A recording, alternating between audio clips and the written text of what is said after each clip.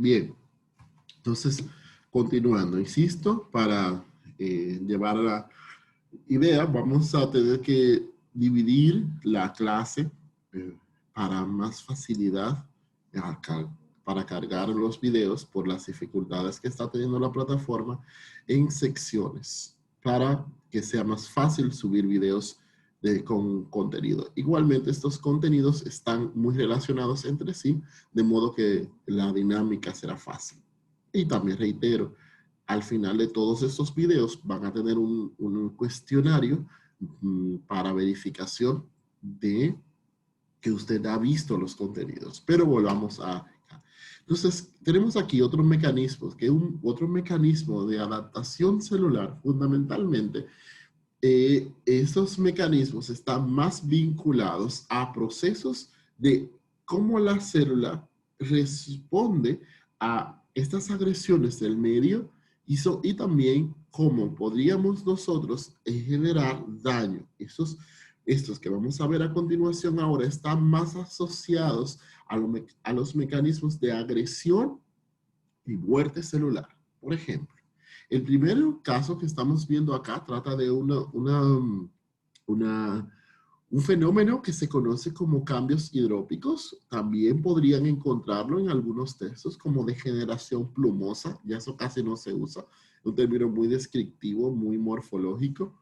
Y este consiste en que en el hígado, fundamentalmente donde nosotros estamos viendo esto, recuerden de histología, las células en el hígado, los hepatocitos, suelen ser una célula que se tiñen intensamente eosinofílicos, como esta que se alcanza a ver acá, ¿no? Algo que queda. En este caso, esos cambios hidrópicos tenemos un fenómeno en el que la célula se va a hinchar, va a aumentar su volumen, como este caso que tenemos acá. Y ese aumento en el volumen está dependiendo de una cantidad excesiva de agua en el interior de la célula. Ahora vamos a explicar el mecanismo, esto que está viendo aquí, lo cual causa un fenómeno que es que se diluyan los componentes celulares y las células se vean mucho más claras. De hecho, estas células podrían tener un aspecto semejante a las células vegetales que suelen verse así de claras. Estos cambios hidrópicos son frecuentes en el hígado, sobre todo por procesos tóxicos, como por ejemplo la toxicidad por el paracetamol, por algunos hongos, otros fármacos pueden causar esto.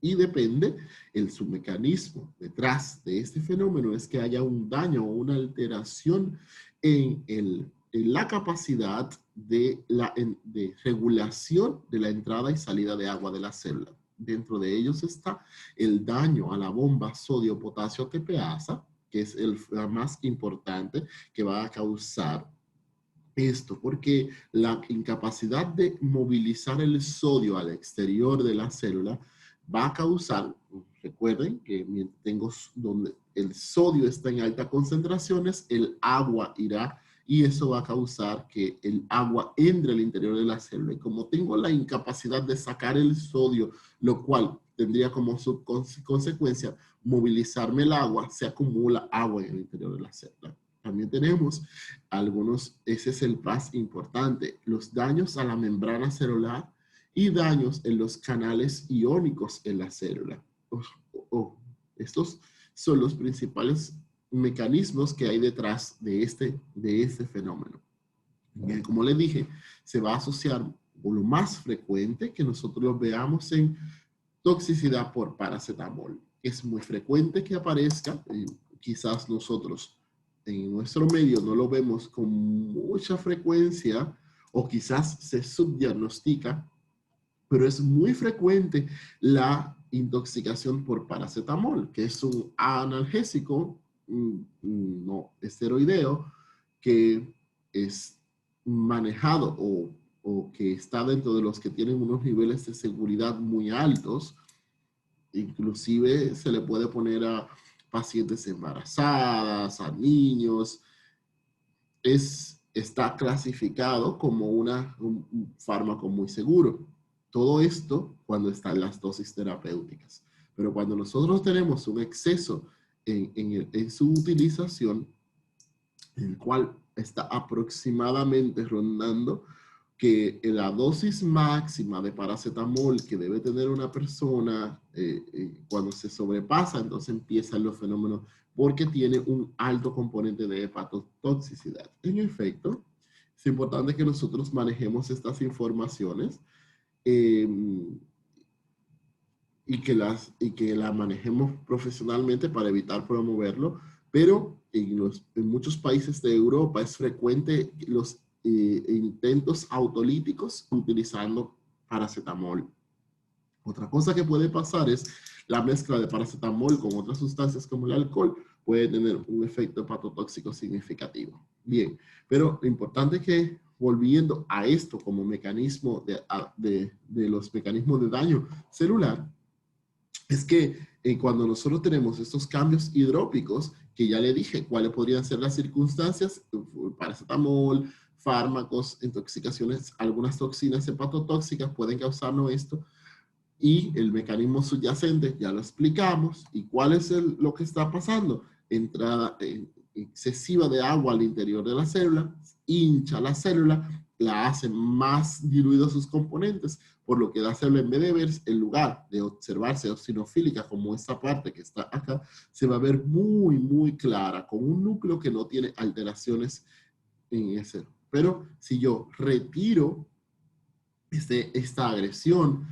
utilizamos el antídoto en el caso del paracetamol, que es la N-acetilcisteína. Eso no es importante en esta clase, pero por conocimiento general. Quitamos la agresión, cual fuere, este es un mecanismo que es reversible. Ahora bien, es importante que sepamos que cuando estamos hablando de la lesión y muerte celular, esos daños a la célula hasta que la célula muere, no existe, no tenemos establecidos cuál es el punto de no retorno. Es decir, dónde es ese punto que esté tan dañado que ya no hay vuelta atrás. No lo sabemos, pero sí sabemos cuáles fenómenos son reversibles y cuáles son irreversibles. Este es un fenómeno reversible. Es decir, yo quito la agresión y dentro de un periodo de tiempo, ese paciente va a tener la desaparición de esas características, de esos cambios hidrópicos. Así que vamos a ver. Otro fenómeno que nosotros vamos a encontrar es el hígado graso. En este caso, nosotros vamos a encontrar que las células, los hepatocitos, están de su configuración normal, pero en su interior vamos a encontrar vesículas como esta que estoy marcando acá, todas estas vesículas en el interior de los hepatocitos. Esto es vesículas grasas. Esto puede verse en varios fenómenos, en pacientes con trastornos de los lípidos, como el aumento de los triglicéridos, en pacientes con estados de desnutrición, en pacientes alcohólicos podemos encontrar este fenómeno. Este es otro fenómeno reversible, eso es hígado graso o cambios grasos, como también se le puede conocer. Bien, ¿cómo vamos a diferenciarlo? Si ustedes vamos a ver la imagen anterior, el hepatocito está grande, es decir, aumentado en tamaño. Su citoplasma está modificado en cuanto a las características de la captación de los colorantes, por lo que ya no se ve tan eosinofílico. Eosinofílico, recordar, de histología, yo veo naranja, anaranjado.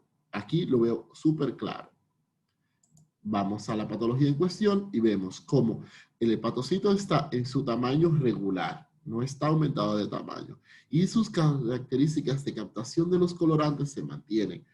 Pero en el interior existen estas vacuolas que sí son claras, pero en el anterior todo el citoplasma se hacía claro. Ahora solo tengo la vacuola cargada en el citoplasma. Bien, entonces esas son diferencias para observarlo. En este caso, el núcleo va a estar o igual que el anterior en su posición o en algunas ocasiones puede ser desplazado un poco por la vacuola que está ocupando un espacio en el citoplasma. Bien, entonces esas son las diferencias para la identificación morfológica de estas dos. Bien, aquí tenemos entonces otro daño, pero este es un daño no reversible. Aquí vamos a encontrar apoptosis. Bien, aquí, aunque creo que eso no me va a permitir analizarlo como hacer un acercamiento como me interesaría, pero sí podemos encontrar lo que nos interesa. Bien, entonces estamos aquí hablando de apoptosis. La apoptosis, como ustedes de su teoría conocerán, es uno de los mecanismos de muerte celular programada.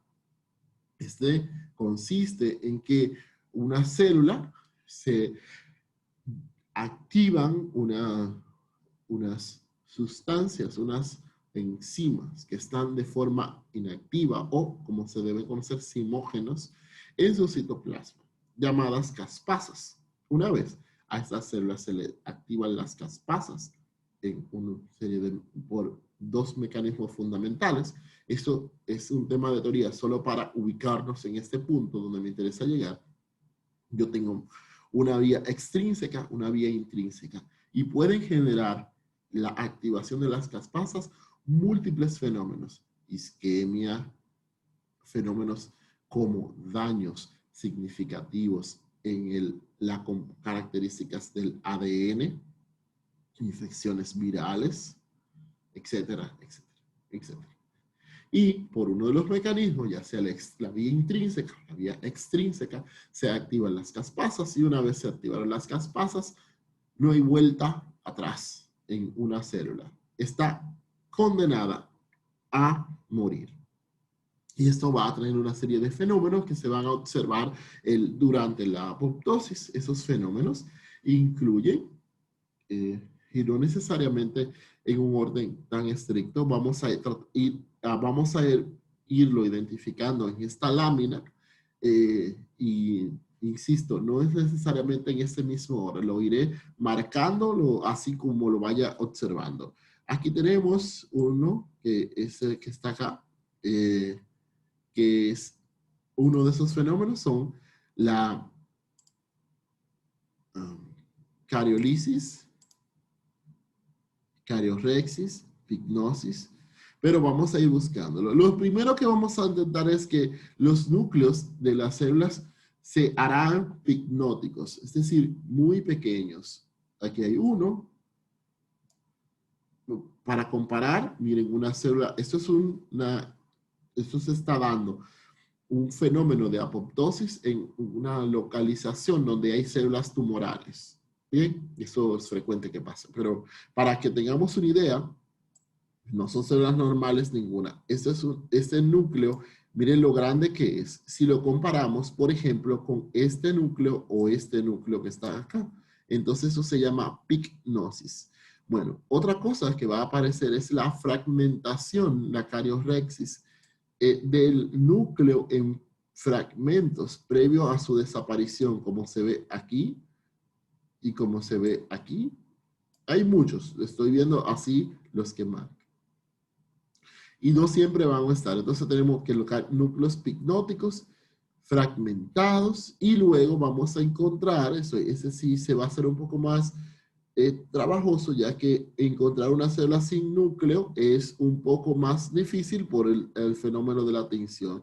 Pero quizás aquí haya uno, aquí, que es la cariolisis, desaparición del núcleo, fragmentación del núcleo, pignosis, el núcleo se hace sumamente pequeño en el interior del citoplasma de las células. Estos fenómenos son parte de los componentes de la apoptosis. Si tenemos esto que identificar, esta lámina, para poderla identificar, entonces solo la vamos a identificar como apoptosis, que es el fenómeno que nos interesa discutir aquí. Sus diferentes componentes ya sí debemos conocerlos, pero a la hora de identificar esta lámina, se identifica como apoptosis. Ya los diferentes elementos que estamos discutiendo aquí son sus características. Recordar por dónde podemos la inducción de la apoptosis y esto que discutimos. Bien, una vez yo he tenido una muerte de muchas células en una región, en un órgano específico, que su texto describe como una muerte de manera regional o en forma como si fuese de un mapa, o sea, en una zona, tengo un mapa de la República Dominicana y selecciona el este, o selecciona la provincia de la Altagracia, o selecciona Santiago, o selecciona el sur, una zona, un área completa, sufre muerte celular, entonces eso se denomina necrosis. Una necrosis va a ser un área de un órgano o un tejido que ha sufrido simultáneamente la muerte. Ahora bien, esa necrosis puede estar clasificada en varios subtipos. Y esos subtipos son dependientes de algunos aspectos, como qué la causó. Es uno de los subtipos. Bien, nosotros tenemos que esa necrosis se describe en un primer tipo, como la necrosis de tipo coagulativo, que está fundamentalmente asociada a fenómenos de isquemia. Músculo, órganos como el riñón son muy susceptibles.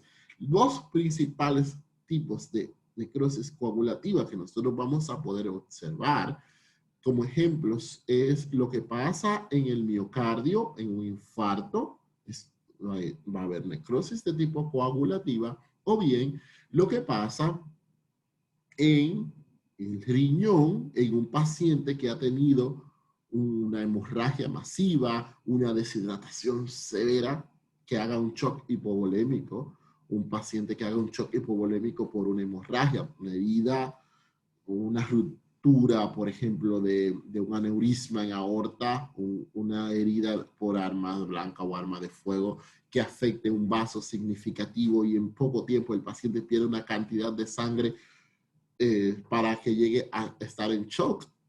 Le estoy poniendo los ejemplos muy frecuentes. Un paciente posparto con una hemorragia, es muy frecuente que pase esto. Pero vamos ahora a concentrarnos en el fenómeno. La necrosis coagulativa, como ya le dije, tenemos la muerte de un grupo de células de una región. En este caso, vamos a seleccionar un riñón, ese corte que estamos viendo acá. La necrosis coagulativa tiene una característica fundamental. ¿Cuál es? Que el tejido que sufre la necrosis presenta una estructura muy semejante al órgano normal. Vamos a ver. Aquí tenemos un corte de una microfotografía donde hay un riñón. Eso es un vaso dentro del parénquima, túbulos, un glomérulo, otro glomérulo por acá. De hecho, miren una cápsula, una nefrona, su espacio urinario, etcétera, etcétera. Túbulos más túbulos. Todas estas estructuras tienen una característica muy parecida a la estructura sana, pero claro, parecida. Pero fundamentalmente esta necrosis se caracteriza porque nosotros tenemos que las estructuras están muertas, pero presentan unas características en las que se conserva la arquitectura normal. Pero si observamos, número uno, como fenómeno tenemos que hay un aumento en la captación de los colorantes eosinofílicos. Entonces, este tejido se ve teñido intensamente de rosado o de naranja. Sin embargo, no hay ninguna estructura que capte colorantes basofílicos. Es decir, nada está teñido de azul. ¿Y esto qué quiere decir? Que los núcleos de estas estructuras han desaparecido. Bien, para esta clase vamos a explicar algunas características que son fundamentales para yo determinar que estoy ante una necrosis de tipo coagulativa. Yo tengo que las estructuras se mantienen semejante a como son en la naturaleza, pero están en un fenómeno que se ha descrito por muchos autores como células en fantasma. Es decir, la célula está estructuralmente ahí, pero no, su núcleo apenas se puede ver. Su núcleo ha desaparecido en la mayoría de los casos. Esta necrosis se conoce como necrosis coagulativa. Células en fantasma, sin núcleos, con la estructura preservada. Y ese preservada tenemos que ponerle entre comillas porque no existe, ¿no? Pero esta necrosis, nosotros la denominamos necrosis coagulativa y como le dije, frecuente en riñón y en corazón y se asocia a isquemia fundamentalmente. Otro fenómeno que yo voy a encontrar, como le dije, es que estas estructuras están acá anucleadas. Células anucleadas que se tienen intensamente de eosinofílicos, pero que conservan una estructura semejante a la estructura normal.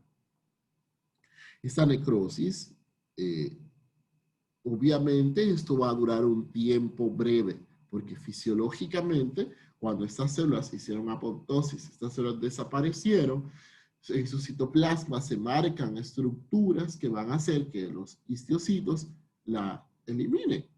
Y claro, los mecanismos de cicatrización y reparación de los tejidos van a dar con que esta zona hay que reemplazarla, fundamentalmente con tejido conectivo. Pero ese es otro aspecto que estudiaremos después. Esta necrosis, puntualizando para regresar, para concluir con ella, asociada a isquemia, se caracteriza porque las estructuras se preservan muy parecidas a las estructuras normales, lo que se ha descrito como células en fantasma, intensamente eosinofílica teñidas y desaparición de los núcleos. De hecho, eso tiene mucho que ver con que se tiñan intensamente eosinofílico. La necrosis coagulativa. Bien, la necrosis licuefactiva es otro tipo de necrosis, pero que esta va a caracterizarse porque las estructuras que la sufren van a presentar una desaparición completa de sus componentes. Y en su lugar, yo voy a encontrar fragmentos celulares, lo que denominamos como detritus celulares, fragmentos de células mezclados con células inflamatorias, el resultado de la degranulación de algunas células inflamatorias, bien, mezclado con necrosis. Bueno, es la necrosis, ese tipo de necrosis. Esta es característica de los procesos inflamatorios agudos, por ejemplo, un absceso, o bien en el encéfalo es la necrosis que va a ocurrir en los diferentes procesos. Isquemia en encéfalo, necrosis licuefactiva. Un absceso en encéfalo, necrosis licuefactiva. En el encéfalo es la necrosis que se da. Bien.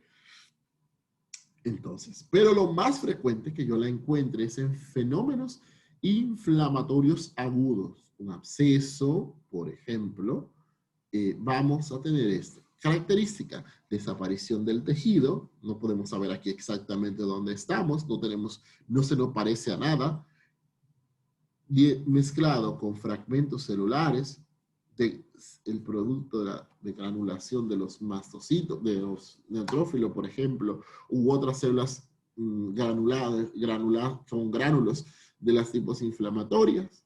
Todo esto va a estar mezclado en una estructura que no tiene una forma definida, no conserva una estructura semejante. Es como que todo esto ha sido licuado, fragmentado y no se conserva. Entonces esta necrosis, como ya mencioné, es la más frecuente, es la que ocurre, no la más frecuente, la que ocurre en los procesos infecciosos o inflamatorios agudos, por ejemplo, un absceso. Y en el encéfalo, por cualquier otra vía, es la necrosis que se va a presentar. Bien, entonces esta es esa necrosis. Aquí tenemos la otra necrosis, que es la necrosis caseosa. Esta necrosis la vamos a estar examinando en el proceso inflamatorio en breve, pero vamos a concentrarnos en el centro. Esta necrosis, la necrosis caseosa, fue descrita durante los estudios fundamentalmente de la tuberculosis.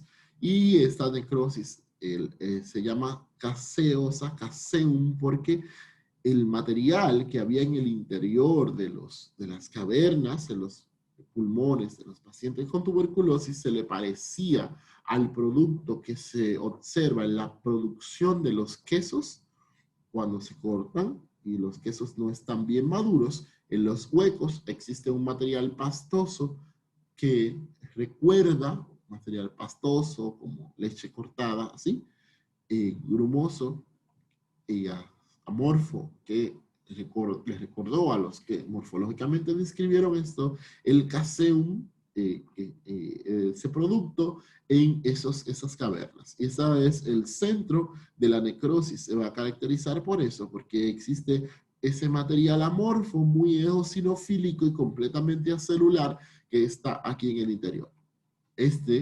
Vamos a concentrarnos en este centro, que lo vamos a reestudiar en un momento, un poquito más adelante, cuando estemos hablando de la inflamación. Existen otros tipos de necrosis, como la necrosis fibrinoide, que es frecuente que aparezca en pacientes con hipertensión, por ejemplo, en las pacientes preeclámpticas con preeclampsia severa o en los pacientes hipertensos. Si yo observo los vasos sanguíneos, en el primer caso la preeclampsia, las vellosidades, o en el segundo caso la hipertensión, los vasos renales, yo voy a encontrar que este material fibrinoide, o sea, que se parece a la fibrina en la pared de los vasos o en las vellosidades placentarias. Esto que estoy marcando acá, este material semejante a la fibrina. Esos son los dos tipos que aparecen. Bien. Luego tenemos otros dos tipos de necrosis. Necrosis grasa. Y esa a su vez se subdivide en necrosis grasa de tipo traumático, que es esta que estamos observando acá. La necrosis grasa de tipo traumático se puede observar en órganos ricos en tejido adiposo, por ejemplo, la mama, para un ejemplo muy común en los glúteos, y está vinculada a procesos de agresión local como traumatismos, golpes, la aplicación de ciertas sustancias que localmente sean agresivas. Muy frecuente un traumatismo en la mama nos va a dar como resultado la necrosis grasa de tipo enzimática. Ojo con esto. Nosotros vamos a identificar necrosis grasa y siempre tenemos que especificar su apellido. Grasa de tipo traumática, grasa de tipo enzimática. Vamos a ver cada una ahora. Grasa, necrosis grasa de tipo traumática está vinculada a inflamación, fibrosis. Son dos fenómenos que van a estar. Vamos a ver, tengo una mama donde hubo una lesión, un traumatismo, por ejemplo, hubo muerte de células adiposas y que yo voy a encontrar. Bueno, aquí yo estoy observando tejido conectivo, tejido fibroconectivo, todo eso que estamos viendo por acá. Bien, hay desaparición de tejido graso, de eso que está aquí, aunque se preserva un poco, pero aquí hay desaparición de tejido graso. Luego, en esto, vamos a encontrar células inflamatorias crónicas. Estas, por ejemplo, células plasmáticas, histocitos, e inclusive aquí, en más histocitos, hay algunas células inflamatorias de tipo células gigantes multinucleadas, como estas que están acá. Bien, entonces yo tengo necrosis grasa de tipo traumático, se va a caracterizar o va a estar acompañada de fibrosis, de inflamación crónica, todas las células que acabo de mencionar. Y aquí hay histocitos, células plasmáticas, linfocitos, células gigantes multinucleadas y la desaparición del tejido adiposo. Ese es el primer tipo de las dos necrosis grasas. Necrosis grasa de tipo traumático. Y la necrosis grasa de tipo enzimático es otro fenómeno. Fisiopatológicamente son dos fenómenos absolutamente distintos. Este segundo fenómeno, la necrosis grasa de tipo enzimática, el fundamento de fisiopatológico es que la desaparición del tejido adiposo se debe a la acción de enzimas líticas como la amilasa o la lipasa fundamentalmente, pero la amilasa interviene también por el tema de la membrana.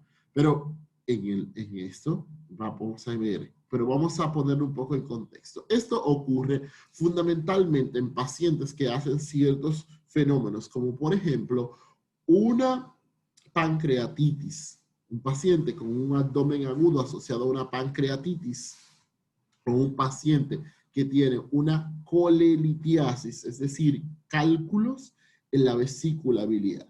Vamos a ponernos en contexto de cuándo pasa esto. Yo tengo una paciente, el fenómeno que puede ocurrir en mujeres jóvenes. De hecho, hay una clásica descripción de una mujer joven, de, eh, con sobrepeso y cálculos biliares. Estos cálculos van a pasar dos fenómenos. Si el cálculo es lo suficientemente pequeño para poderse introducir por el conducto cístico, pasa el cístico al colédoco y llega a la segunda porción del duodeno, donde se supone es el esfínter. Pero sucede que ese esfínter es muy pequeño y por lo general no lo pueden atravesar, lo que va a causar que obstruya ese y el del pancreático. Y ahí es donde empieza el problema. Me estoy alejando un poco de la necrosis, pero para evitar qué pasa. La obstrucción de este conducto va a causar que el líquido pancreático, la producción exócrina del páncreas, no pueda llegar por su conducto a la segunda porción del duodeno y empiece a hacer una autólisis del páncreas. Y posteriormente se va a extender a los órganos que están en la cavidad abdominal. O cualquier fenómeno que cause una paciente con una pancreatitis, por alguna de las razones que sea, puede presentar esto. Bien, entonces esto va a causar que por lo general esos pacientes ya se han llevado con abdomen agudo a cirugía. Cuando el cirujano incide sobre esa cavidad abdominal, generalmente va a encontrar, donde quiera que haya tejido adiposo, un material blanco que se describe en los textos como la tiza blanca que se utilizaba para escribir en las pizarras hace muchos años. Esa tiza con la que se daba clase en las escuelas, mojada. Como esa tiza está húmeda, esa misma apariencia tiene el tejido graso. Se pone blanco, de aspecto grumoso y parecido a la tiza. Asimismo está descrito para los cirujanos como para nosotros los patólogos. Donde haya tejido adiposo, vamos a encontrar esa característica. Bien, entonces eso es el fenómeno más o menos de qué ocurre. Ahora, ¿cómo cuando yo llevo esto al microscopio que yo puedo encontrar? Lo siguiente, lo que estamos viendo aquí. Número 1, desaparición del tejido adiposo. Eso es un pequeño fragmento de tejido adiposo. Desaparición del tejido adiposo, pero si ustedes observan, en este tejido no existe, contrario a lo anterior, ni fibrosis ni inflamación. Están ausentes. Aunque no nos enfocamos en describir lo ausente, sino lo presente, pero para hacer la comparación. Luego tenemos la acumulación de esto que se ve aquí. Vamos a ver si lo puedo marcar.